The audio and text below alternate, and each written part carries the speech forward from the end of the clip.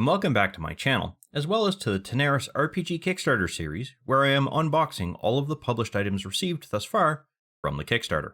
In this video, we are going to be unboxing the core board game, called Arena the Contest, which was the main object of Dragori Games' first Kickstarter.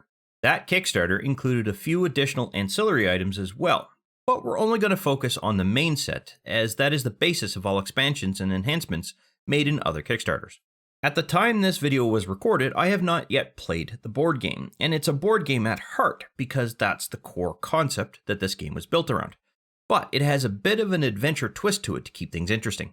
And at the time the board game was published during the fulfillment phase of the Kickstarter, it included two primary different modes of play, a PvP-based battle mode and two PvE options. The PvP mode allowed two teams to face off against one another in an arena-style combat scenario, hence the core aspect of the game's name. The PvE mode provides more of an adventure style to things, with the means to run a full campaign that may span multiple game sessions, or to simply run a single quest within a single sitting, where one or more players face off against multiple villains and or bosses. Both modes make use of battle maps to support the movement of heroes and villains about either form of battle mode, as well as include the means to track the HP, effects, and other aspects of the game. But that I will go into more detail with when I go through and do a tutorial series if the community itself has chosen for me to do so. Before we get into the unboxing portion of this video, there are a few things I want to mention about this game. With respect to the various purchasing options, there's a few things that need to be pointed out. If you have chosen to purchase the plastic tokens add-on, you're going to struggle to find a means to store those within the box used to store the game, if you have also chosen to pop out the puzzle board based tokens included with the box. And I found this out the hard way, though I have still managed to find just enough room within the box to store them while they are still contained within their plastic bags. However, there are two things I have not yet done. One, I have not yet taken all of the cards and put them into their protective sleeves. The second is that I have not combined all of the extra cards that come with the additional add-ons that I've picked up for this into the core box. And that may impact my ability to store those tokens in the same box. With respect to the plastic sleeves, the few cards that I have put into those sleeves have essentially doubled in the amount of space they take up within the box. And while I'm hoping that they will use less space over time as long as enough weight is placed on top of them to press them down, I'm not totally convinced it's a good idea to insert all of the cards into those protective sleeves, as I'm not yet convinced that the box is going to be able to hold them all. Future stow here. I have actually gone through and inserted all of the cards that came with the core box into their sleeves, and I am still able to store all of those cards and still find room for all of the plastic tokens in some of the extra spare card slots. However, I have not yet sorted through all of those cards, and thus I don't have distinct stacks. I've sort of combined everything together. Another thing that you might find is that if you purchase the Gold Dragon add-on during the RPG Kickstarter, or received it as part of the first day reward, you will have also received the boss pad and attacks cards within its box. And we will see that when I get to the video where I am unboxing the Gold Dragon. However, I have also found that those cards were included within the core box, so I effectively have two complete sets. However, due to another issue with shipping, I actually have a third set as well, and I will get into that a little bit later on. However, these are minor issues, and thus far I'm surprised those really are the few issues I've run into personally. Which is not bad considering the amount of options the shippers and Dragori Games have had to deal with and support. I'm also willing to work with Dragori Games and get some of those extra materials returned so that they can be delivered to the individuals who might not have received them. Another thing that I have done is that I have chosen to get the unpainted miniatures, and that's because I want to learn how to paint them myself. And I have mentioned that in the introduction to the series. But I do have a couple of friends who are really good at painting miniatures, and my intent is this is now an excuse to get them over so that they can actually give me a hand, because there are a lot of them. And finally, I'm not going to be covering the miniatures that were exclusive to the first Kickstarter or were add-ons as part of that Kickstarter because they were organized differently for that campaign. The RPG Kickstarter organized them slightly differently. I will be ensuring that they get covered, but they're going to happen a little bit later on in the series. So if you don't see something you expected to see as part of your own delivery, or it got packaged differently, a future video might help clear that up for you. With that, let's get right into it. The box itself is going to include a large number of things. Those are going to include tokens, miniatures, cards, dice, boss and hero pads, which are essentially character sheets for bosses and heroes.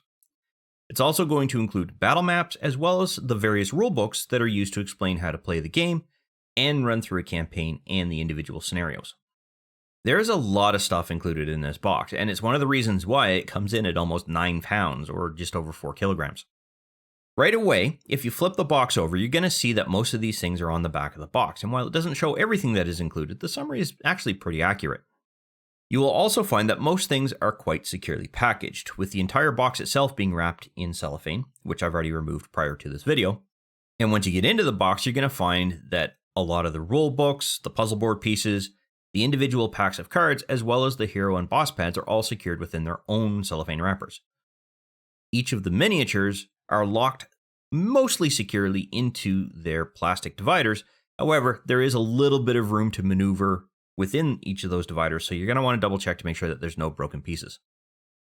And on top of that, the puzzle board tokens themselves are securely contained within a puzzle board breakout sheet, if you will, in that you have to pop them out of that sheet, and then the sheet itself can be thrown away once you've popped out all of the tokens. As it is puzzle board, that part should be recyclable, and I do believe that all of the cellophane in this case is also recyclable. However, that might depend entirely on your own country or municipality's laws. One of the things I love about this box is that there are actually 4 levels of storage organization within the box itself, and you'll see that as I pull out the various layers. The topmost layer is meant to hold the rulebooks, battle maps, and other loose items that you will find within the box, including puzzle board tokens if you have no other place to put them. The next layer contains storage for a number of miniatures, cards, boss and hero pads, all of which have their own specific locations within that packaging that you can use to organize them. And you will also find that there is a small storage compartment for some of the tokens themselves. I'm still trying to figure out an optimal means in order to store those tokens. Like, I don't know exactly which tokens go in this slot, so if there's a guide out there, I'd love to be able to find it, because I have yet to. The same could be said for the next layer down, as there are more slots for miniatures and cards, and an additional storage component for some additional tokens underneath the boss and the hero pad location.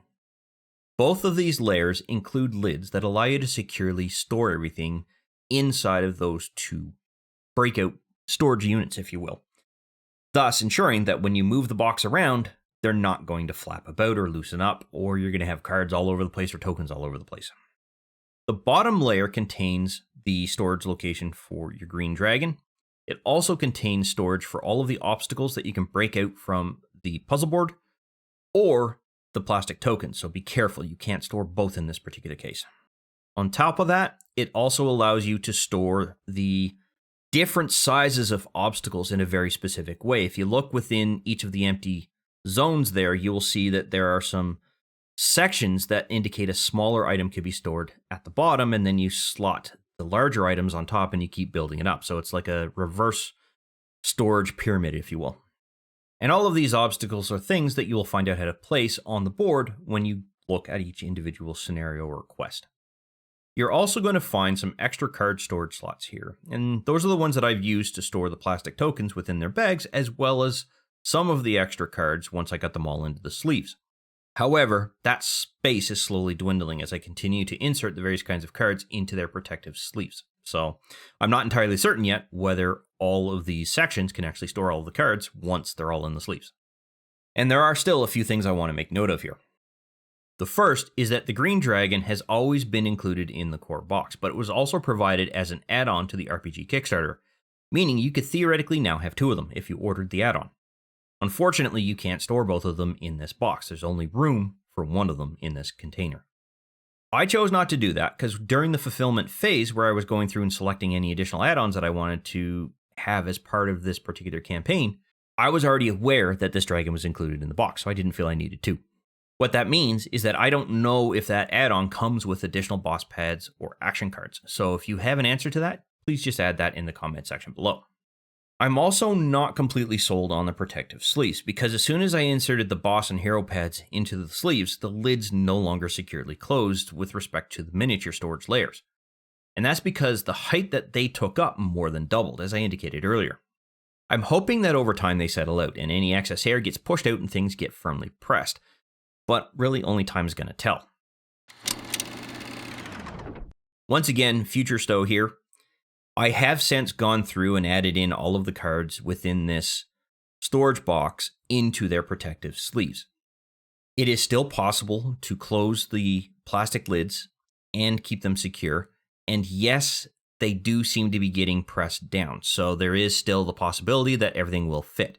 In my case, it does, but I had to start using the card slots in the lowest layer in order to make room and have sufficient capacity to store everything. However, part of the issue might be due to the embossing included on the lids themselves, but I doubt the storage boxes were designed to take into account someone like me literally taking every card and stuffing them into their protective sleeves. It might not be a bad idea just to pre-laminate them and adjust the box accordingly. With respect to the inclusion of Eisendins's boss pad and attack cards, I'm not sure if that's always going to be the case, and it might be a problem with the order that I myself have received, so let me know if you also received extra cards in the comment section below. While I'm not affiliated with Dragori Games, I'm sure that they can use that information to help themselves with improving future Kickstarters that they choose to publish. With respect to my reaction to the contents of the box, I'm absolutely astounded at the amount of items that they were able to include within it, and the fact that it weighs as much as it does. I'd like to give credit to the Dragori Games team and the people that they worked with to sort all of that out, but I do feel there are some improvements that can be made that I've already talked about earlier in this video. And that really comes down to the plastic sleeves. I'm not quite convinced that those were taken into account when the design of the packaging was created for the core box. I actually don't know if they were included as options within the first two Kickstarters. I don't see them, but it doesn't mean that they weren't as part of the post-Kickstarter fulfillment bonus or something like that.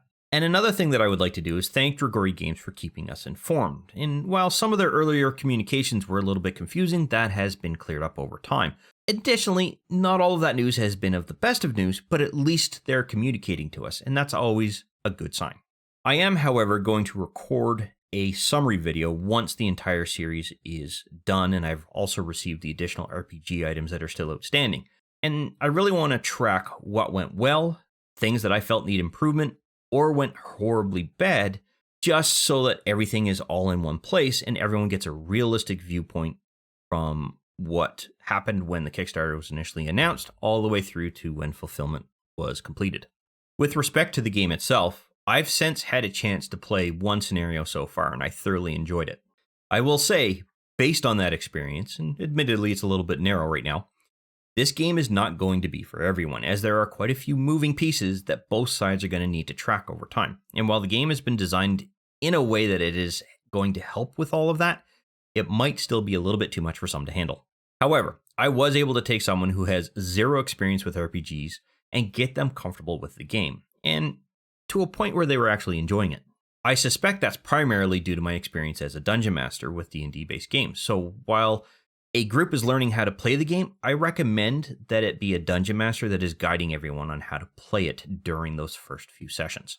And there's a very good chance that it's a dungeon master who's actually purchased all of this, so this might be a benign statement. However, I am definitely looking forward to getting a few additional game sessions in. I want to try each of the various modes, get familiar with them before I look at potentially doing a tutorial video on them. Otherwise, I'm really looking forward to also combining this with the various expansion sets you're going to see in the upcoming videos. Thank you very much for watching, and I look forward to seeing you in the next video.